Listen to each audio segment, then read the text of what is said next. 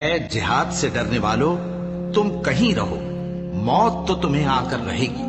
خواہ مضبوط قلعوں میں رہو۔ وہ اللہ کے پیغمبر کی مرضی کے برخلاف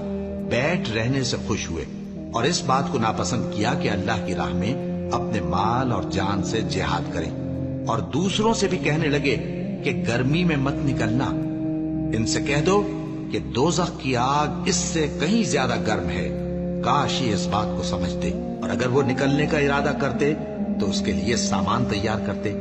لیکن اللہ نے ان کا اٹھنا اور نکلنا پسند ہی نہ کیا تو ان کو ہلنے جلنے ہی نہ دیا، اور ان سے کہہ دیا گیا کہ جہاں معذور بیٹھے ہیں تم بھی ان کے ساتھ بیٹھے رہو۔ اگر وہ تم میں شامل ہو کر نکل بھی کھڑے ہوتے تو تمہارے درمیان شرارت کرتے اور تم میں فساد ڈلوانے کی غرض سے دوڑے دوڑے پھرتے، اور تم میں ان کے جاسوس بھی ہیں، اور اللہ ظالموں کو خوب جانتا